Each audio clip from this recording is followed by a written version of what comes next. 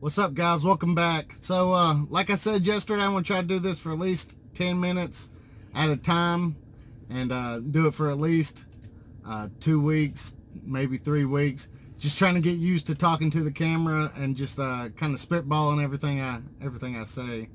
So no matter how awkward it is, I'm gonna keep trying it. I could tell on my way here today after driving, I was trying to make excuses of why I shouldn't do it, and I decided to go ahead and do it and get it done. So I guess I'll just start by telling you how my day went and what all I got done. So I started on I-90 down in, I'm not sure what the name of that city is. It was about 110 miles east of my first stop, which was in Belgrade, Montana. So I made it to Belgrade right about 8:15 this morning, and I had 7 stops to do today. I did 2 in Belgrade, hit up some back roads, made it up to I think the locals told me they call it Helena. I was saying Helena, so they told me I was wrong. So I made it up there, got that stop off, headed up to Kalispell, which was quite a drive. I think it was 190 miles, and I made it up there. It was a real pretty ride. A lot of things to see. This is actually my first load I've ever did on this side of Montana. Usually I just stay on 90 or go up 15 and east of that. So I had never been up all those back roads, which I really enjoyed it. It was I like seeing new things and all the mountains and the really nice lakes. It was a real pretty ride. So I made it up to Kalispell. If I'm saying it wrong, you can let me know in the comments. After that, I went up to Whitefish, had 2 stops in Whitefish, and then I headed over here to Shelby, which is where I'm at now.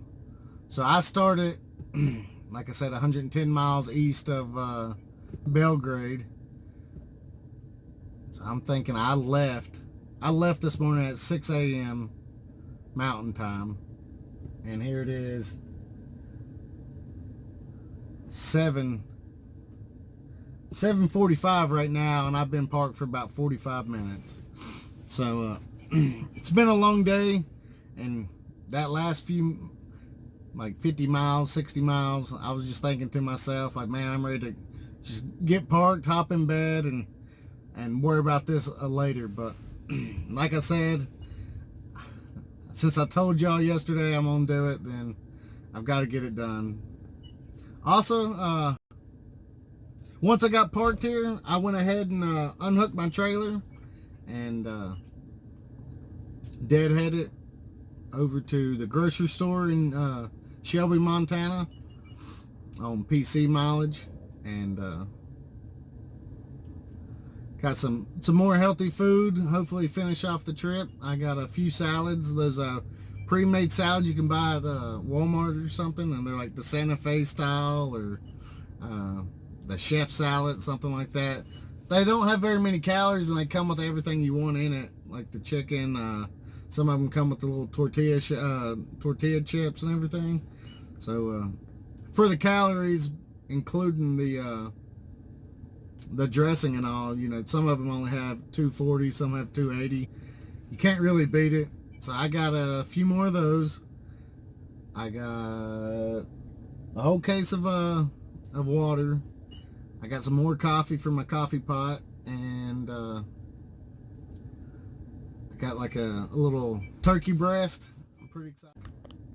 And then I got some fresh veggies. I just got 1 zucchini and 1 squash. Last week I bought a little too many. I think I bought like 2 giant bags of broccoli and like 4 zucchinis, 4 squashes, a couple cucumbers, and it was just too much for me. So yeah, I settled with the 1 squash, 1 zucchini. what else did I do? Once I got back to the drop yard, I went ahead and because I'm doing a switch out in the morning when I go to leave, I have to head down to Idaho Falls. So I went ahead and parked in front of the trailer I'm getting tomorrow before I leave. That way in the morning I can get out and I can grease my fifth wheel. I carry an electric grease gun or a battery powered grease gun. That way if I'm out for a long period of time, I can get my fifth wheel, or if I need to, get all the rest of the grease points. But it doesn't weigh much, and I charge a battery. I keep the batteries in the cab. I charge them when it's ready, and or when it needs it, and that way I always have I can always grease my truck without needing to take it in somewhere. But man, how long have I been going? 6 minutes. It's a lot harder today. Yesterday I kind of just rambled. But I guess I can tell you about my truck. So like I said, I've been truck driving for 2 years. I started I guess March of 2017. I drove a company truck for the first year. And when I first started, I got on with the company that usually you need 2 years experience, but my brother-in-law is actually a truck driver, and he was with this company, so he was able to get me in the doorway, and I went in for my interview and everything, and they ended up hiring me. So I was actually, I did 1 month of on-the-job training with a local driver, so because I do furniture, and they wanted us to know how to load the trailers full of furniture so we knew how to unload them better. So I did that for a few weeks until I was ready to start teaming with my brother-in-law. When we first started together, we did California. We'd leave probably 5 a.m. on Monday, and we'd return by usually by noon on Friday. We'd be home. And it was like a super gravy run. We'd go down to San Francisco, and we had probably 5 or 6 stops, and then we have a terminal out there too. We'd go up to Fontana, California, pick up the new trailer, and then head back with another load full of furniture. And that's all we did. We'd get home. It was like a normal job. We'd have our whole weekends off, and then we'd get up Monday morning and do it again. And we did that for a few months, and then we went out to Arizona, and we did the Arizona run for another probably 4 or 5 months. And it was a little more hectic. We usually didn't get back until Saturday, and instead of having 4 or 5 stops, they had put about 30 to 35 stops on the trailer. And anybody that's did deliveries in Phoenix and Scottsdale and all those places, Chandler, in a full truck, sleeper truck, some of those places get a little tight. And plus the traffic is always packed. It felt like it was taking all day to do it. So we finally got tired of that, and then we started running the Northwest, and I think I did 2 trips with him before he quit. Sorry about that. My phone holder keeps falling off the window. It works really good when you first buy them, but then as soon as you take them off the window, and every time you stick them back on, every couple minutes they fall off. So I bought a new one actually yesterday, I believe, and once I stuck it on the window, I haven't took that one off. So I'm never going to move that one, just because I don't want it to lose suction. So this is my old one. It's one of the magnetic ones. It was my first one I had, and it just never worked the same after I took it off the window. But back to what I was saying, we did 2 runs to the Northwest, maybe 3, and then he found a local job, so he went local with it's a pretty good company. He seems to enjoy it, and he gets more home time with his kids. I don't have kids, so yeah, so like at 9 months I started driving solo. And at first it was really hard to get used to. I had never had to worry about finding a parking spot. I had never had to worry about a lot of things. And I went from being gone 5 days, 6 days, to being gone, 12 days, 10 days. But the worst thing was probably my cell phone service. If you're going to run the Northwest, you should not have Sprint. I mean, it works fine in some of Washington and Oregon, some of Oregon, but once I would lose service in Nebraska, and I wouldn't have service until I got to Idaho Falls, and I still didn't have enough service to watch like YouTube videos or anything like that unless I was on Wi-Fi. And then I wouldn't get service until, some big cities here and there, and then east of Nebraska, like Lincoln. That's where I'd get service again. And it was horrible. I couldn't believe when I bought a new cell phone how much better it made truck driving. Because now I have YouTube I can watch when I get parked. I can go back, I can get on my my tablet and watch anything I want to watch. I can use Google Maps if I need to. I can pull over, get on Google Maps if I'm having trouble finding something. Like I always have, so I can always talk on the phone. I have friends I talk to quite a bit. I can listen to podcasts. I couldn't do any of that. I couldn't listen to Pandora unless I paid for it, which I ended up paying for it. But I couldn't do any of that with Sprint. And then one day I was like, man, I'm just going to pay the extra price. And my contract was up, and I went over to Verizon. And Verizon, I mean, it's a lot more per month, but it's the best thing that's happened to me since I started truck driving. But so I drive an International ProStar. I bought this last July. I was approved for the loan, and it was August before I started running. So like I said, 2 years ago I started truck driving. 8 to 9 months I was with a teammate. Then from January to August I drove solo. So the end of August I had my truck. I finally had it all the paperwork done, and it was on the road.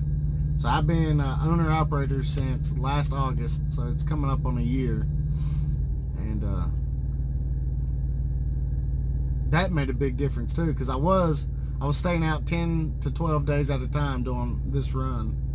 And then I would go home for about 2 days, and it was usually only 2 days, sometimes 3, and then I would turn around and leave again. And I just kept doing that, kept pushing and grinding, trying to save up as much as I could for when I bought my own truck, which I believe it was sometime last April.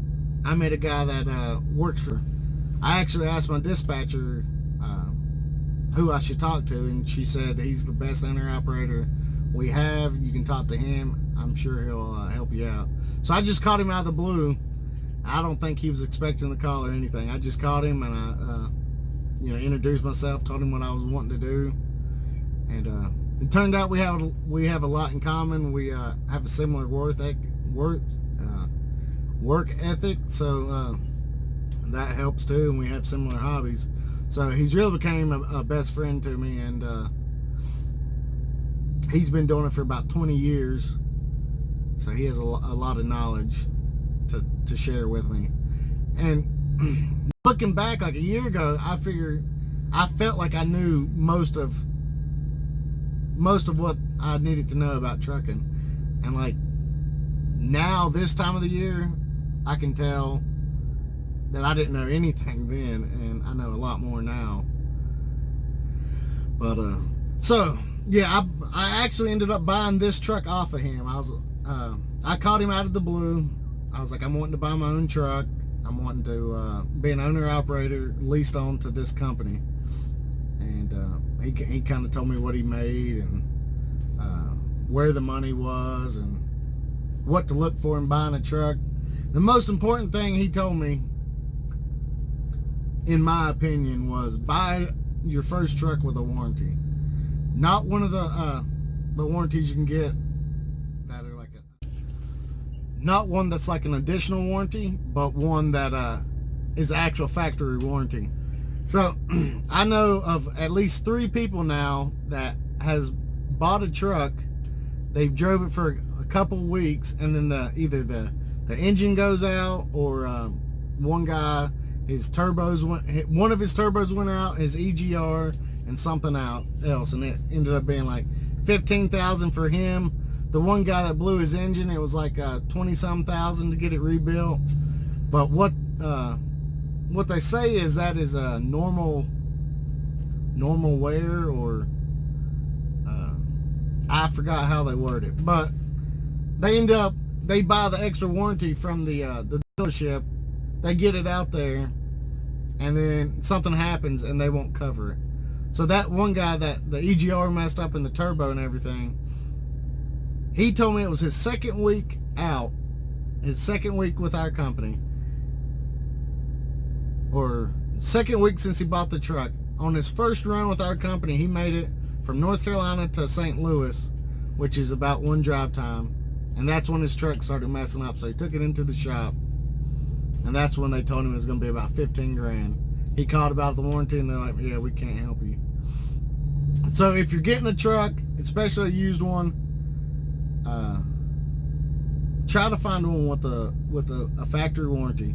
This truck had the original 5-year, 500,000 mile warranty when I got it, so I bought it. It was an International ProStar. A lot of people will talk crap about them. A lot of people will be like, oh, you should have got a Peterbilt or a Kenworth. Well, it happens. Stuff happens to all trucks. So it's really just, I would rather buy something I know that has been maintained and taken care of, which, you know, from the time I started talking to him to the time that he decided to sell me his truck, you know, he was maintaining it. He kept it nice, always washed. You know, I knew how he took care of it. So when he finally agreed to sell it to me, I kind of knew the background.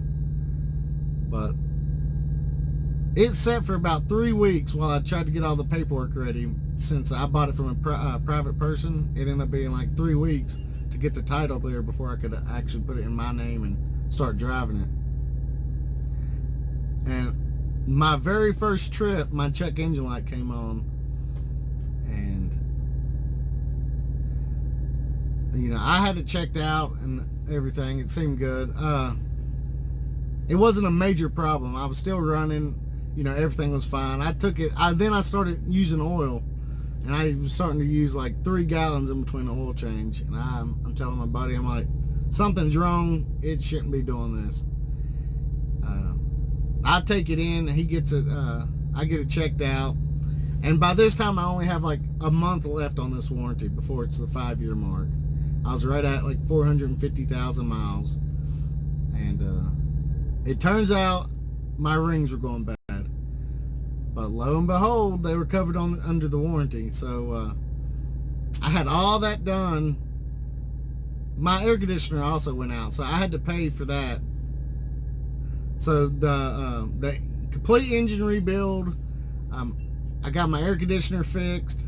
Even though it was winter time, it was in the shop. I didn't want more downtime, so I went ahead and got that fixed. And I think I paid like $3,000, and that was it. And that was just for the air conditioner and things like that. So the complete engine rebuild was right at the end of my warranty, and I was able to get it done. So now it has 560,000 miles on it. It seems to be running good. I get pretty good fuel mileage. Usually I get about 7.5 on the way out here, since I'm only hauling, you know, 10-15,000 pounds in the trailer. And then on the way back, I'm usually right at 80,000 pounds. So total, I get about 6.5 to 7 on average, and I can't complain. The truck's been great to me. I like the way the cab's set up on the inside. I think it has a lot more space than the Freightliner Cascadia I drove with the company, or the Volvo I drove. But that factory warranty, if you don't listen to anything that I say, just listen to that, because that was super important. Man, the sun's right in my eyes. There we go.